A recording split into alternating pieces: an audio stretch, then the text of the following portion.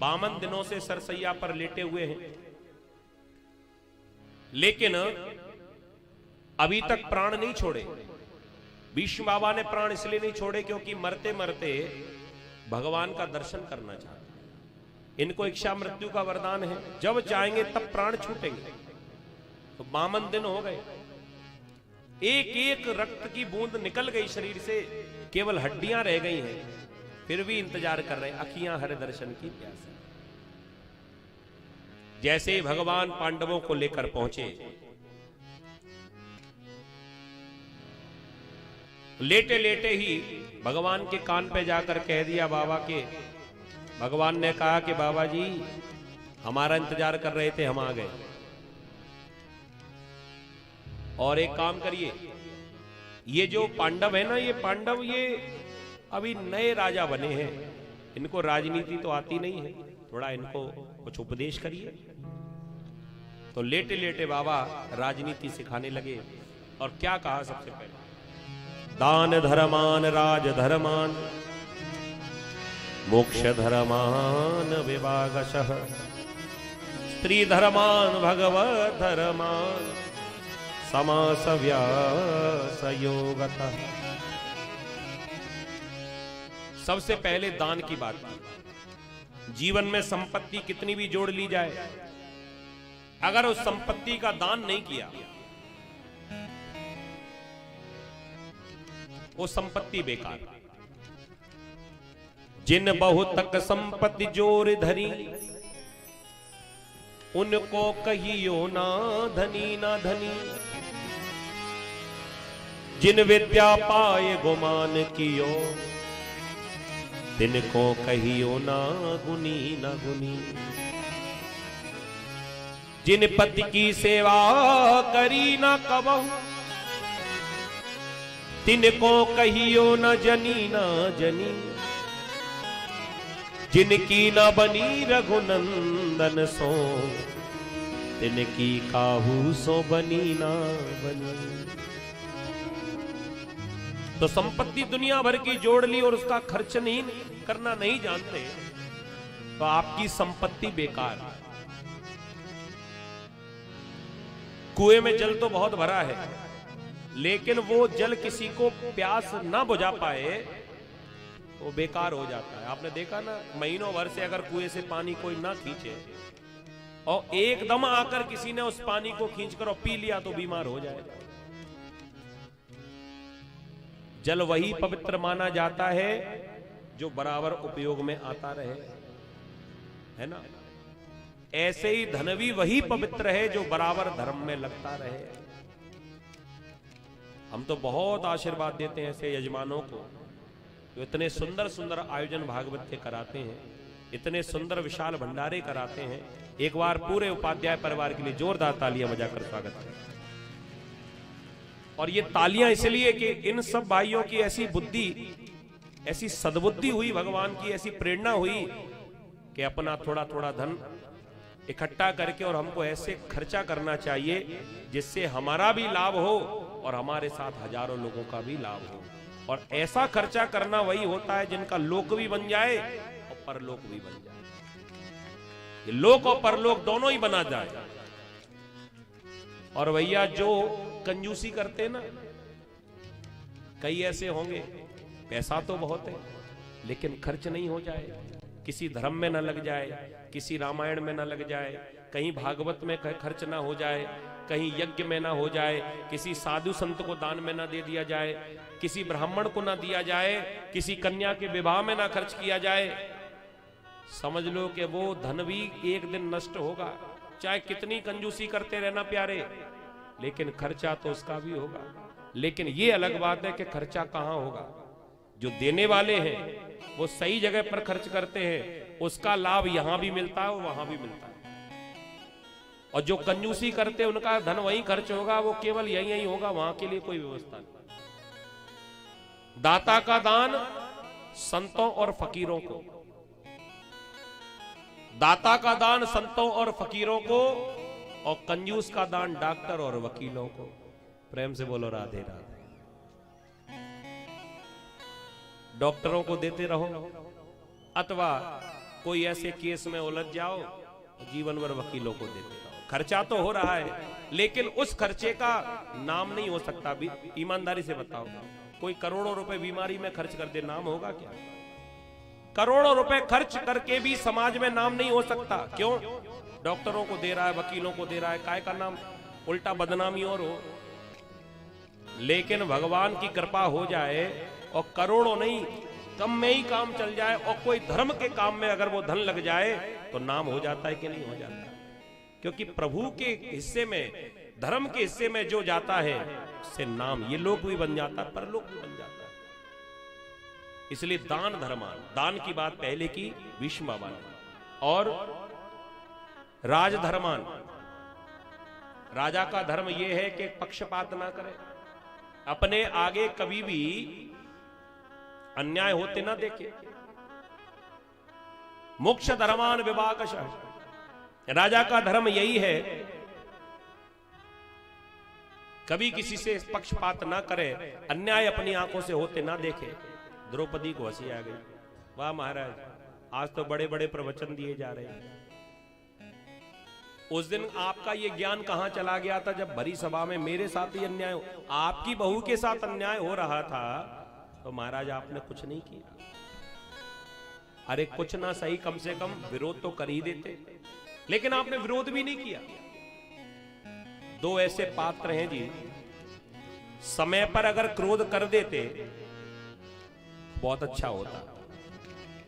वैसे ये व्यसन है, ये बुराई है क्रोध करना, लेकिन समय पर क्रोध नहीं करोगे तो वो भी बेकार। अगर क्रोध समय पर करोगे तो वो अच्छा। कभी कभी बुराई भी अच्छा वरदान बन जाती है। और रामचरितमानस में देख लीजिए, गिद्धराज जटायु की कथा आप लोगों ने सुनी। वो जानता है कि मैं रावण का सामना कर नहीं सकता, लेकिन फिर भी भिड़ने आ गया। जितना उसके भीतर ताकत थी, सामर्थ्य था, पुरजोर विरोध किया, और मालूम था कि मैं जाऊंगा तो मारा जाऊंगा, लेकिन क्रोध करने लगा। और उसका परिणाम यह हुआ कि प्रभु श्री राम की गोद इनको प्राप्त हुई। बड़े बड़े तपस्वी तपस्या करने के बाद भी भगवान के चरणों को प्राप्त कर पाते हैं। भगवान की गोद हर किसी को नसीब नहीं है, लेकिन धन्य है गिद्धराज जटायु, इन्होंने समय पर क्रोध किया, विरोध किया, और उसके परिणाम स्वरूप प्रभु श्री राम की गोद में जाकर उन्होंने अपने प्राणों को त्याग दिया। जटायु की दूर जटान से जा। और एक कथा जो हम सुन रहे हैं भीष्म बाबा की, इन्होंने समय पर क्रोध नहीं किया, हालांकि बाबा से डरते सब थे। बड़ी सभा में अगर भीष्म बाबा कह देते कि दुर्योधन खबरदार, ये अन्याय में होते नहीं देखूंगा, तो दुर्योधन की हिम्मत नहीं थी, वो टस से मस नहीं होता। लेकिन जब बाबा ने कुछ कहा नहीं, तो दुर्योधन अपनी मनमानी करता रहा। समय पर क्रोध नहीं किया, इसलिए इन्हें सरसैया मिली।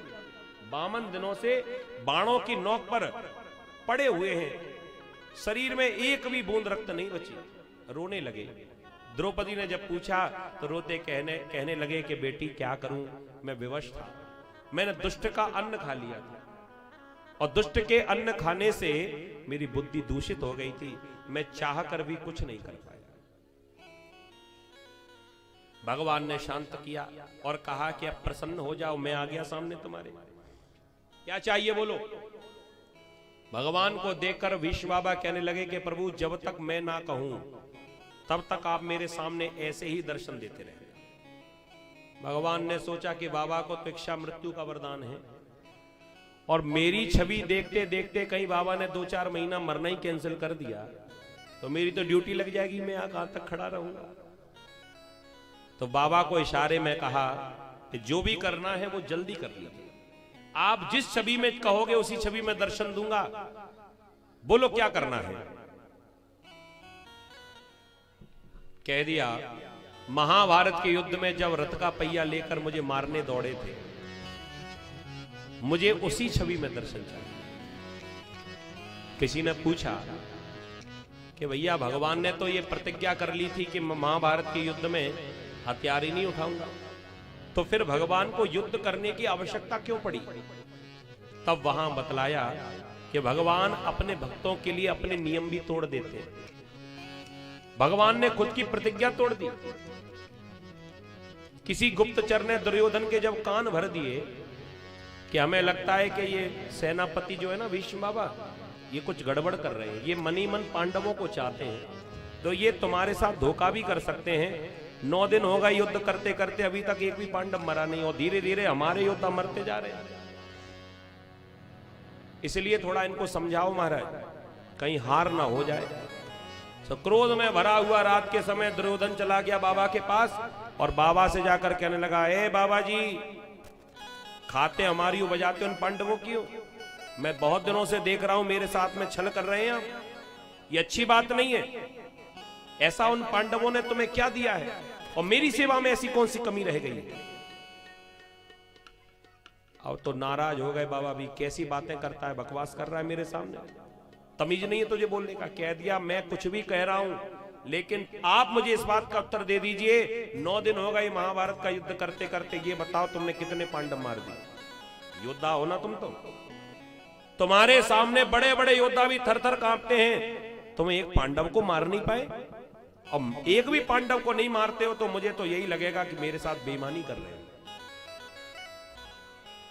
बाबा को भी क्रोध आ गया, मूर्ख, अगर तुझे ऐसा लगता है कि मैं तेरे साथ में पक्षपात कर रहा हूं, छल कर रहा हूं, तो जा, मैं प्रतिज्ञा करता हूं कल के युद्ध में एक पांडव को मार दूंगा। दुर्योधन प्रसन्न हो गया, यही तो चाहिए था भाई। 5 की जोड़ी तोड़ना मुश्किल है, और 5 में से एक भी मर गया तो 4 कमजोर हो जाएंगे, फिर इन्हें तो तुरंत ही पटक लेंगे।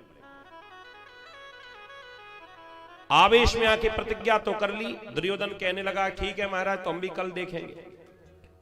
और जाते जाते बाबा ने दुर्योधन से कह दिया कि सुनो, सवेरे 4 बजे मैं तपस्या पे बैठता हूं, भजन करने के लिए बैठता हूं, तू अपनी पत्नी को मेरे पास भेजना, मैं उसे आशीर्वाद दूंगा और उसको आशीर्वाद देने से तेरी विजय होगी।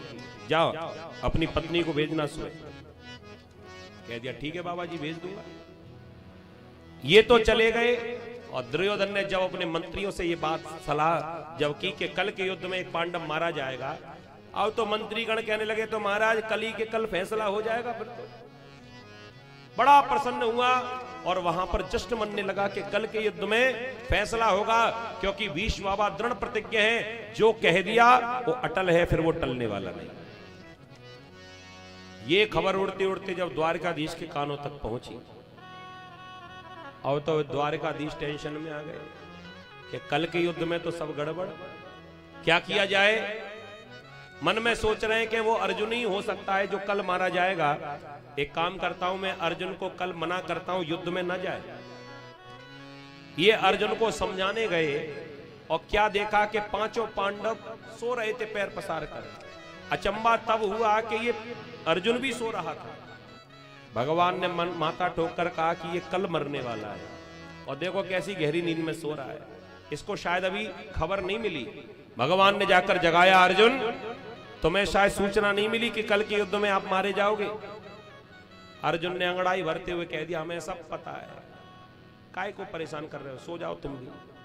कह दिया मैं तो नहीं सो सकता, और तुम्हें नींद कैसे आ सकती है। मुस्कुराकर अर्जुन ने कह दिया कि महाराज, जिसकी चिंता में आप जाग रहे हो, भला मैं सोऊंगा नहीं तो और क्या करूंगा। मैं तो आपके भरोसे सो रहा हूं, मुझे किसी बात की चिंता नहीं है। हमें चिंता नहीं अपनी, तुम्हें चिंता हमारी है। हमारी नाव का रक्षक सुदर्शन चक्रधारी है। मैं तो आपके भरोसे सो रहा हूं। भगवान भी इस उत्तर को सुनकर गदगद हो गए कि तू मेरे भरोसे ही सो रहा है, तो पैर पसार कर सो जा, तेरा बाल बांका नहीं हो सकता। अब भगवान ने विचार किया कि इसे बचाऊं कैसे।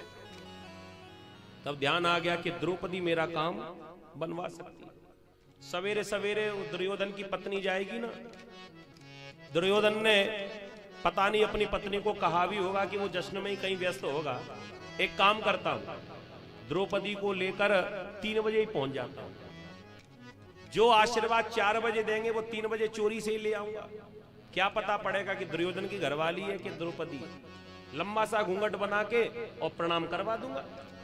भगवान का दिमाग ऐसे राजनीतिक हैं, भगवान ने रात ही रात में जाकर जगा दिया द्रौपदी को। द्रौपदी को जा पुकारा श्याम ने, चुपके से आवाज दी शोभा धाम ने, जागो बहन द्रौपदी अब सुबह हो गया, तुझ बिन जीतना भी अब मुश्किल हो गया।